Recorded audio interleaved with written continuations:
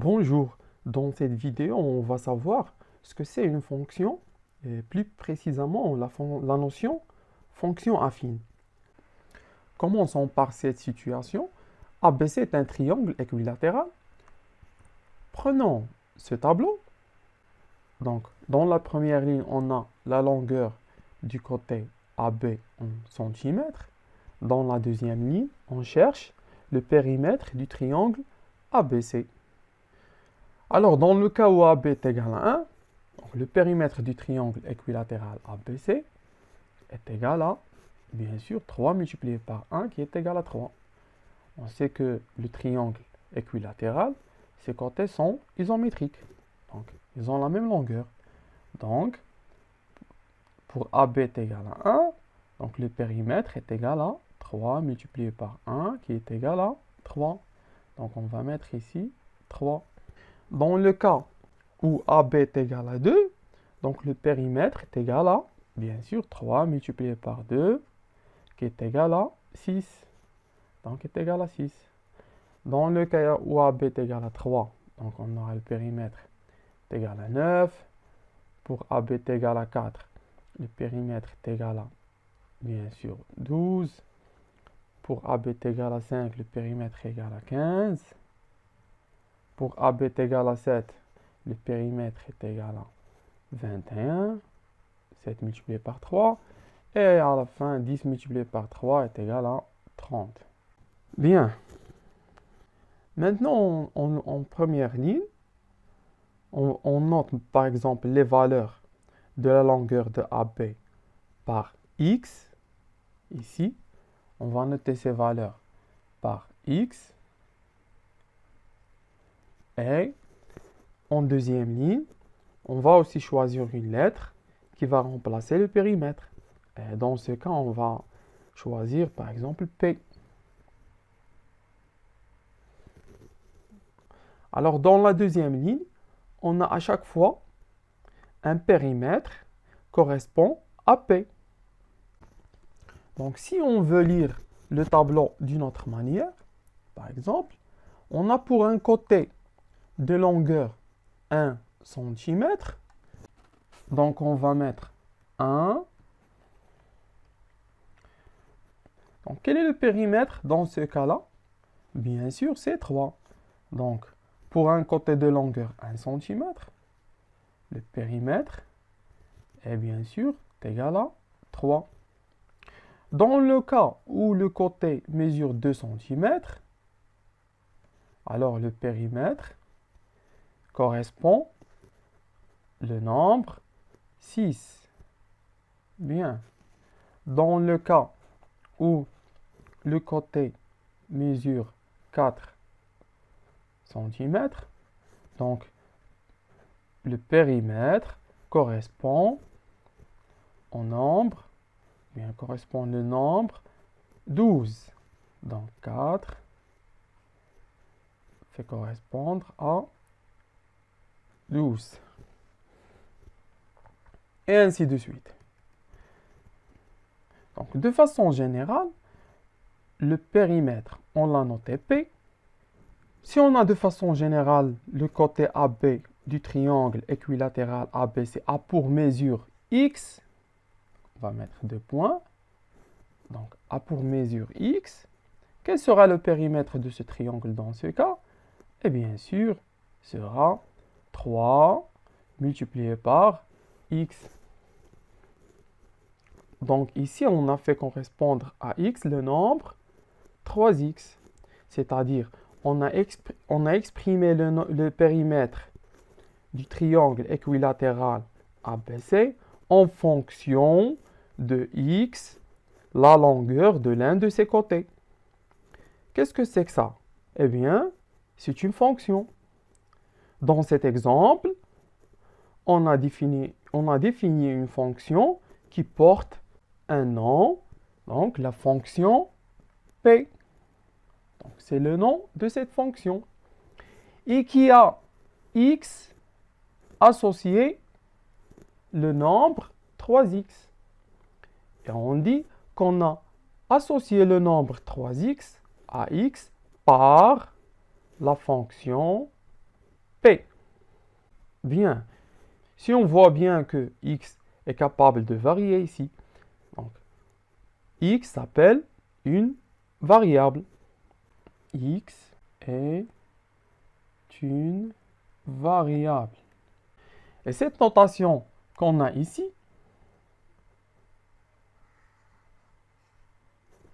donc, cette notation n'est pas unique. Il existe une autre notation pour la fonction P. Puisque la fonction P dépend de la variable x,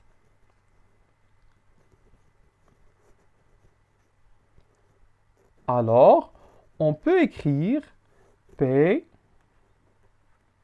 entre parenthèses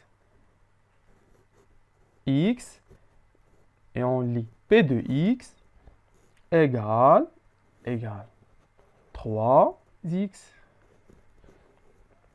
Donc c'est la deuxième notation pour définir une fonction. Par exemple, P de 5 est égal à combien? Est égal à 15. Donc, pour x égale à 5, on a P est égal à 15. Alors, P de 5 égale à 15. P de 10 égale à combien? Eh oui, égale à 30. Maintenant, P de 1,5 est égal à combien? Bien, est égal à 3 multiplié par 1,5 qui est égal à 4,5. Donc, on a P de 5 est égal à 15. Donc, 5 nous donne, ou bien nous renvoie 15. 5 nous renvoie 15 par la fonction P. On dit que 5, ou bien l'image de 5 est 15. Ça veut dire que 5 a pour image 15. Donc, l'image d'un nombre par une fonction, c'est quoi? C'est ce qui est renvoyé par la fonction. Et alors, de façon générale, l'image de x est, donc, l'image de x par la fonction p est, bien sûr, 3x. Donc, 3x est l'image de x par la fonction p. Bien. Alors, généralement, de façon générale, une fonction est définie à partir d'une formule qui décrit un processus opératoire. Donc, une fonction est définie à partir d'une formule qui décrit un processus opératoire. Par exemple, prendre le carré d'un nombre, prendre le double et ajouter 5. Prendre la racine carrée d'un nombre, bien sûr réel, positif. Prendre l'inverse, bien sûr, d'un nombre réel non nul. Donc, ces processus ont besoin d'une formule pour les décrire. Par exemple, pour le carré, on peut écrire, par exemple, C, si on veut noter la fonction carré, C, donc C de point qui a x, un nombre réel bien sûr, associé quoi? X carré. C'est une fonction, ou bien c'est la fonction carré. Donc, c'est la formule pour décrire la fonction, ou bien le processus, prendre le carré d'un nombre. Deuxième exemple, pour prendre le double et ajouter 5. Donc, on peut noter ce processus ou bien cette fonction, par exemple f, qui a x associé. Donc, le double de x, on va noter 2x, et ajouter 5 au résultat, ça veut dire plus 5. Bien. Donc, c'est la formule pour d'écrire la fonction, prendre le double et ajouter 5 au résultat. Un autre exemple. Pour prendre la racine carrée, on peut par exemple noter cette fonction R, par exemple, qui a x, bien sûr ici, x doit être un nombre réel positif. Donc, à x associé, bien, racine carrée de x. Et aussi, c'est une notation, ou bien c'est une formule qui décrit la fonction, ou bien prendre racine carrée d'un nombre réel positif, bien sûr. Donc, ici, on peut encore écrire c de x égale à x carré. X carré est l'image de x par la fonction c. Et ici, r de x égale à racine carrée de x. Racine carrée de x est l'image de x par la fonction r. F de x égale à 2x plus 5. 2x plus 5 est l'image de x par la fonction f. Bien. Donc, jusqu'à ici, on a défini qu'est-ce que c'est une fonction de façon générale. Mais maintenant, on veut juste savoir qu'est-ce que c'est une fonction affine. Donc, particulièrement, fonction affine, c'est une fonction qui consiste à multiplier la variable par un nombre et à ajouter un nombre au résultat, comme on a vu dans l'exemple précédent. F de x est égal à 2x plus 5. Donc, c'est une fonction affine. F de x égale à 2x plus 5. Donc, c'est une fonction affine, puisqu'on a multiplié x par 2, puis ajouté 5 au résultat, 2x plus 5. Donc, c'est une formule d'une fonction affine. Donc, définition. A et B sont deux nombres réels.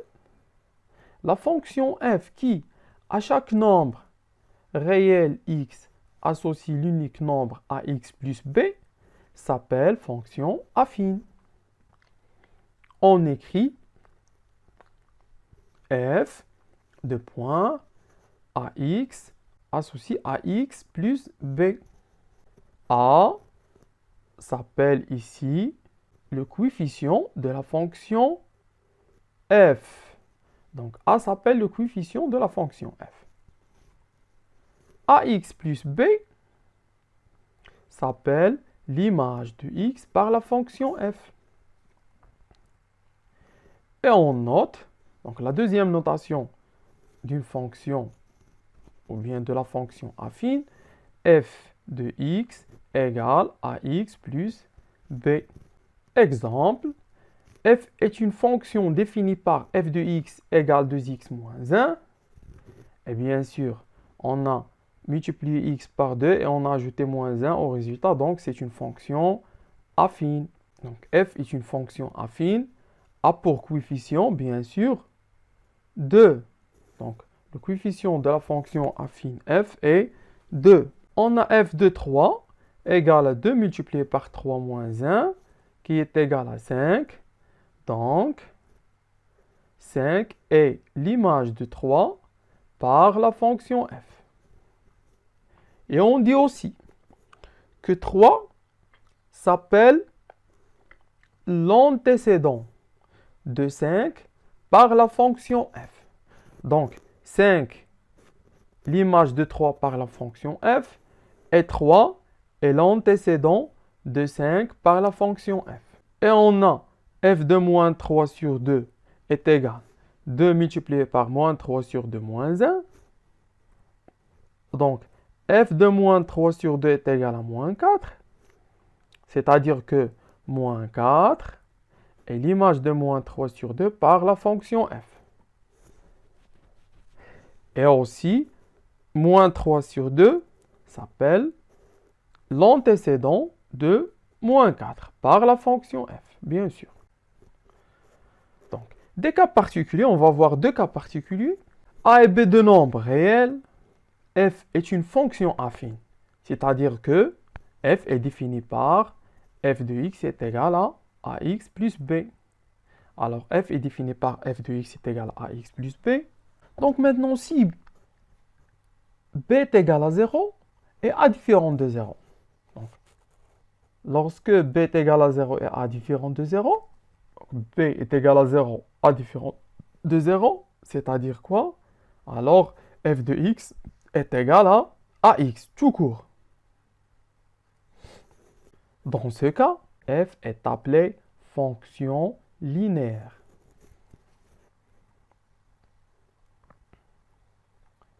Fonction linéaire. Donc, le premier cas particulier.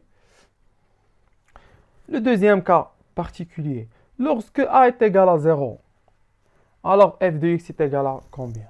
Bien sûr, est égal à b. Donc, f de x, alors f de x est égal à b.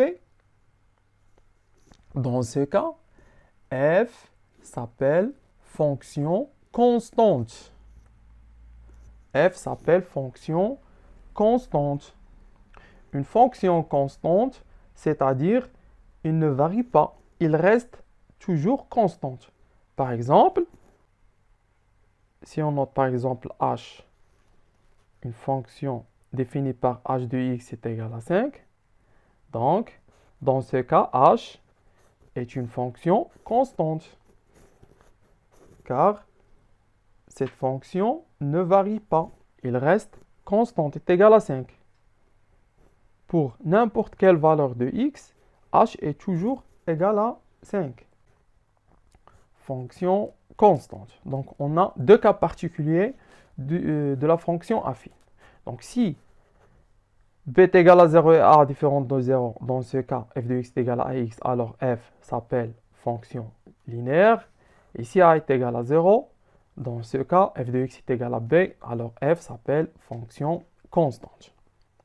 Alors, définition. A est un nombre réel. La fonction f qui, à chaque nombre réel x, associe l'unique nombre à x, s'appelle fonction linéaire. On écrit f de point ax associé à x. A s'appelle le coefficient de la fonction f, bien sûr. A est appelé coefficient de la fonction f. Ax s'appelle l'image de x par la fonction f. Et on note f de x est égal à ax. Donc, on a déjà dit que la fonction linéaire, c'est un cas particulier de la fonction affine. Bien sûr, dans ce cas, on a la relation entre x et son image ax est une relation de proportionnalité. Donc, prenons un exemple. Donc, g est une fonction définie par g de x est égal à moins 5x. Alors, g, c'est une fonction, bien sûr, linéaire, puisqu'il est défini par g de x est égal à moins 5x. Alors, il s'écrit sous la forme g de x est égal à a fois x. Donc, g est une fonction linéaire. Donc, g est une fonction linéaire a pour coefficient moins 5. On a g de 1 est égal à moins 5 multiplié par 1. Donc, g de 1 est égal à moins 5. Donc, moins 5 est l'image de 1 par la fonction linéaire g. On dit aussi que 1 est l'antécédent de moins 5 par la fonction linéaire g. On a g de 0 est égal à moins 5 multiplié par 0. Alors, g de 0 est égal à 0. Toujours, pour la fonction linéaire, toujours, l'image de 0 est égale à 0. Toujours. Donc, 0 est l'image de 0 par la fonction linéaire g. Et 0 est l'antécédent de 0 par la fonction linéaire g. Eh bien, on est arrivé à la fin de la vidéo.